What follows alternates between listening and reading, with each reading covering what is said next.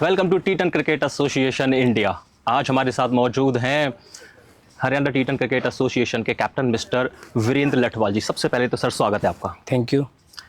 वीरेंद्र जी, आपसे मैं पूछना चाहूँगा आपकी क्रिकेट जर्नी कहाँ से शुरू हुई और कब से कैसे शुरू हुई थी? मेरा बोर्न एंड बॉटअप मैं पानीपत से ही हूँ, हरियाणा की सिटी से। और मेरा जो क्रिकेट स्टार्ट हुआ वो बेसिकली जो हर बच्चे का होता है गली क्रिकेट से हुआ। और थोड़े दिन बाद जैसे मेरे को स्कूल में क्रिकेट खेलने का मौका मिला, तो उस टाइम अंडर 14 नहीं होता था, अंडर 16 की ही टीम बनती थी। तो सीनियर्स खेल रहे थे, तो उनको एज ए विकेट कीपर उनको किसी की ज़रूरत थी, तो उन्होंने पूछा आप करोगे? तो मैंने बोला हाँ मैं करूँगा। तो मैंने थोड़ा सा कॉन्फिडेंस दिखाया तो मैंने किया, तो मेरे को टीम में आ गया। तो उसके बाद जब हमारा एक बहुत अच्छी टीम से मैच हो रहा था लोकल स्कूल के, तो उसमें ओपनिंग करने से भी बैट्समैन कुछ कतरा रहे थे, तो उसमें ही मैंने यस कर दिया कि मैं कर लूँगा। और थोड़ा बहुत क्रिकेट मैं खेल लेता था जैसे गली क्रिकेट से, तो मैंने उसमें परफॉर्म भी किया और मैंने उसमें अराउंड 47 रन किए। तो उसके बाद मेरा क्रिकेट बूस्ट हुआ, उसके बाद मुझे कॉन्फिडेंस आया कि मुझे अब क्रिकेटर ही बनना है।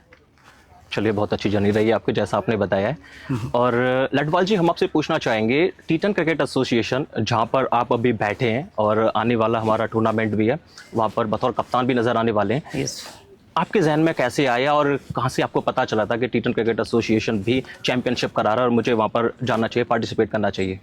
एक्चुअली आजकल सोशल मीडिया का बहुत जमाना बहुत ज़्यादा तेज़ है, तो ये कुछ ना कुछ वायरल होता ही रहता है। तो मैं यूट्यूब पे देख रहा था, तो मैंने देखा उसके अंदर कुछ प्लेयर्स खेल रहे थे जो हरियाणा के कुछ प्रोफेशनल प्लेयर्स भी खेल रहे थे, जिनको क्रिकेट नहीं मिल पा रहा था बोर्ड का। ऐसे प्लेयर भी देखे जिनके मैं नाम नहीं बोलना चाहूँगा अभी।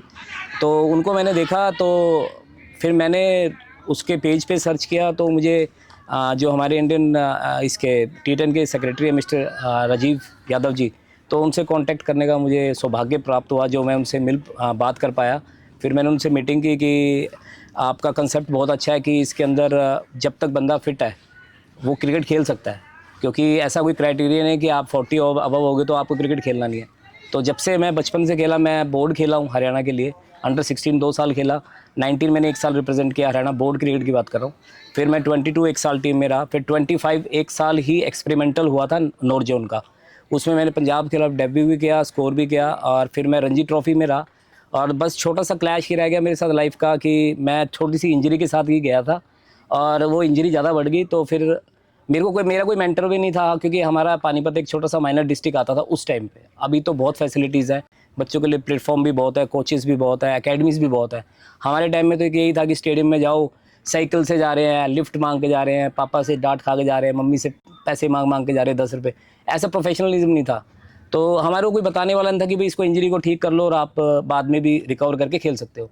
तो मैं डिसअपॉइंट करके, फिर मैं पढ़ाई में भी अच्छा था, मैंने एमबीए किया, फिर मैं बैंकिंग लाइन में आया। उसके बाद फिर मेरे को अपॉर्चुनिटी मिली, रिसेशन हुआ जब 2009 का, जब ये ओसामा बिन लादेन वाला क्रैश कांड हुआ था जो ये यूएसए में, तब मार्केट डाउन हुई, तो मेरे को बैंक की नौकरी में भी सर्वाइवल करना पड़ा। देन मैंने अप्रोच किया हरियाणा क्रिकेट एसोसिएशन को, तो उन्होंने मुझे हेल्प किया और मुझे लेवल 1 का कोर्स करवाया। 2014-15 के बैच में मैंने लेवल 1 किया, और फिर मैं कोचिंग लाइन में आया। और उसके बाद मेरे बच्चे बहुत सारे हरियाणा क्रिकेट एसोसिएशन से भी खेल रहे हैं। और फिर मुझे ऐसा लगा कि राजीव जी से सब मेरी बात हुई कि भाई अगर आप फिट हैं तो आप अभी भी खेल सकते हो। देखो, एक आपके जो माइंड में रहता है ना, सबकॉन्शियस माइंड में, कि भी मैंने इंडिया के लिए खेलना है, मैंने लाइव खेलना है, मेरे भी पेरेंट्स देखे, मेरे भी भाई बहन देखे, या कोई मेरे दोस्त, गर्लफ्रेंड, वाइफ कोई देखे कि मैं भी खेलता हूँ, तो वो मुझे मंच आखिर में मिल ही गया। और वो मिला मुझे टी10 क्रिकेट एसोसिएशन से, तो मैं बहुत खुश हूँ। और ये एक बहुत ही प्रोफेशनल है मंच है, क्योंकि जितनी भी मैंने रील्स देखी हैं अभी तक की इसमें प्रोफेशनल अंपायर्स होते हैं, प्रोफेशनल ग्राउंड हैं, बहुत अच्छा सेटअप होता है। और जो एंकरिंग है और जो मैन ऑफ द मैच का जो इनकी प्रेजेंटेशन लेवल है, वो बहुत ही हाई लेवल का है। तो मेरे को मुझे ऑटोमेटिकली मैं अट्रैक्ट हुआ, तो मैंने सर से बात की, तो फिर मैं इसमें जैसे अब पार्टिसिपेट करने जा रहा हूँ। एक बार फिर से सर बधाई आपको टी10 चैंपियनशिप खेलने के लिए। अभी हाल ही में शुरू होने वाला है सीनियर टी10 चैंपियनशिप 2025, जिसकी शुरुआत होगी 27 अक्टूबर से। यस। आप बतौर कप्तान वहां पर होंगे, अपनी टीम को लीड कर रहे होंगे। बतौर कप्तान जब आप टीम को हैंडल कर रहे होते हैं तो किस प्रकार के चैलेंजेस आपको फेस करने पड़ते हैं? चैलेंजेस तो जब मैं स्कूल टाइम में था तभी फेस कर लिए थे, ऐसा कुछ नहीं है। मैंने 3-4 साल अपने स्कूल के लिए, नॉर्थ जोन के लिए महात्मा गांधी ट्रॉफी होती थी, हरियाणा के लिए भी कैप्टनसी की है मैंने, स्कूल लेवल पे एसजीएफआई में भी मैंने कैप्टनसी की है, और क्लब क्रिकेट में भी, लोकल टीम्स के लिए भी। तो इसमें कोई ऐसे खास चैलेंजेस नहीं है। मैंने जो बैच बनाया है, हमारी बिल्कुल फुल पैक टीम है, बैट्समैन भी हैं, ऑलराउंडर है, मैक्सिमम 7 से 8 बॉलर हैं और बैट्समैन भी हैं।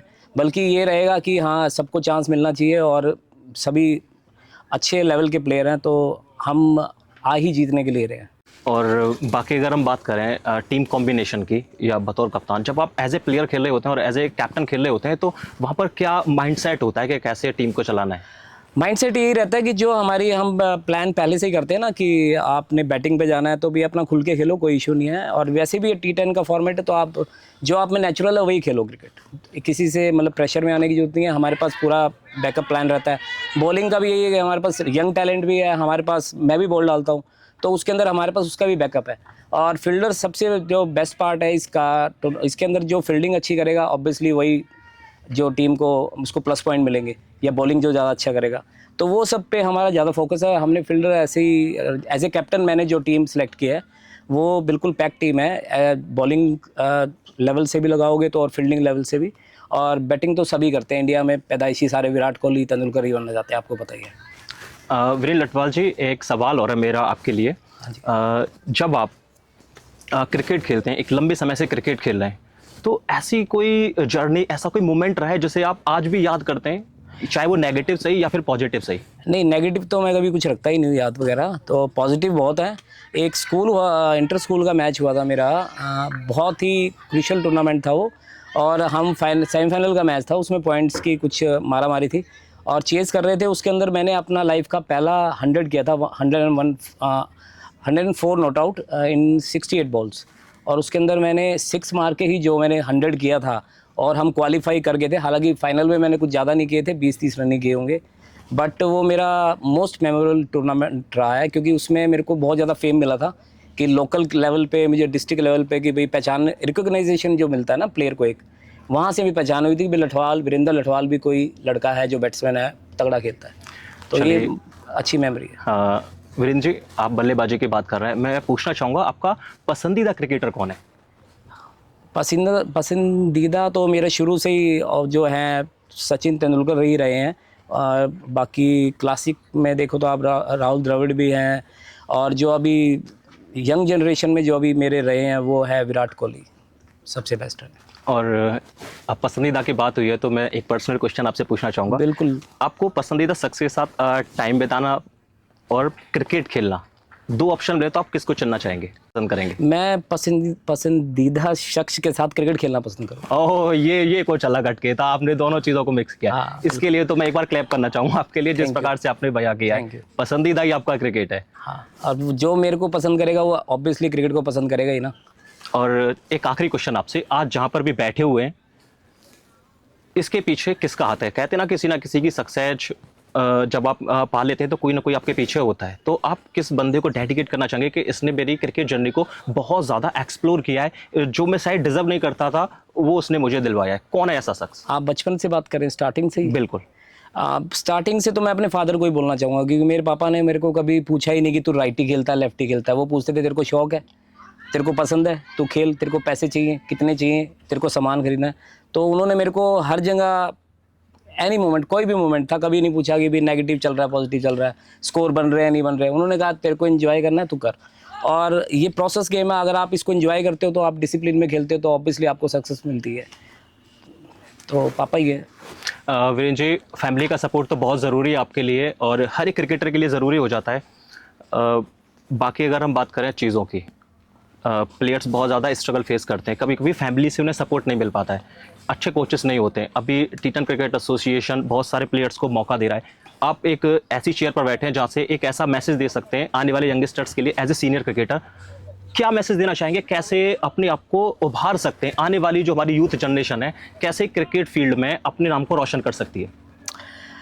देखो, फर्स्ट ऑफ ऑल मैं बच्चों को तो एक ही सलाह देना चाहूँगा कि 2 ही 3 चीज़ें हैं जिन पे आपने फोकस करना है। पहली चीज़ तो आप क्या खाते हो, आप क्या सोचते हो, और तीसरी चीज़ आपको प्रॉपर नींद लेनी है, और आपको अपने कोच के ऊपर ट्रस्ट करना। आप किसी भी एकेडमी में जा रहे हो, ट्रस्ट योर कोच, और सारी चीज़ें प्रोसेस से चलती हैं। अगर आप प्रोसेस से प्रैक्टिस कर रहे हो, प्रोसेस से आप प्लेटफॉर्म पे, कोई भी प्लेटफॉर्म है, वो डिस्ट्रिक्ट बोर्ड है, वो T10 है, अगर आप खेल रहे हो तो आपको सक्सेस उतनी मिलेगी ही मिलेगी जितना आपने उसमें मेहनत की है। तो मेरा सिंपल सा साधारण सा मैसेज यही है कि अच्छी सोच रखो, अच्छा खाओ, अच्छे से सो, अपनी सेहत का ध्यान रखो, और cricket is a gentleman game, cricket create character, ये हमारा एक स्लोगन है। क्रिकेट क्रिएट करेक्टर, कि क्रिकेट चरित्र का निर्माण करता है। अगर किसी बच्चे का चरित्र अच्छा है तो ऑब्वियसली वो उसको कुछ कहने की जरूरत नहीं, भगवान सब देता है, सबको मिलता है। अगर एक लाइन और बोलना चाहे हम टी10 क्रिकेट एसोसिएशन के लिए, तो फिर आप क्या कहना चाहेंगे, या रेटिंग की बात करें तो फिर T10 कितनी रेटिंग देना चाहेंगे? क्रिकेट एसोसिएशन अभी जिस तरह से मैंने देखा है और जो अपॉर्चुनिटी मिल रही है, मैं 10 और 10 दूंगा, क्योंकि हमारे इंडिया में क्रिकेट एक इमोशन है। हर तीसरा इंसान क्रिकेट खेलना चाहता है, सबको क्रिकेट खेलना है। 2 करोड़ से ज़्यादा पब्लिक क्रिकेट खेल रही है अभी इंडिया में। ऐसे प्लेटफॉर्म अगर मिलेंगे तो बच्चों को कुछ तो एक पॉजिटिविटी रहेगी ना, कि वो बच्चा खेल सके। तो ये सबसे बेस्ट प्लेटफॉर्म मैंने अभी तक जो देखा है बीसीसीआई के बाद, T10 क्रिकेट एसोसिएशन, इससे अच्छा बेस्ट प्लेटफॉर्म मैंने देखा नहीं, जो बच्चों को इतना बूस्ट दे रहा है, उनको एक अच्छा प्लेटफॉर्म दे रहा है, एक हेल्दी एनवायरनमेंट दे रहा है, जो मतलब कि पॉजिटिविटी के साथ बच्चे को एक कॉन्फिडेंस आ रहा है कि हाँ मैं क्रिकेट खेल रहा हूँ तो मुझे कुछ ना कुछ खेलने को मिलेगा फ्यूचर में। तो this is the best part of T10 cricket association.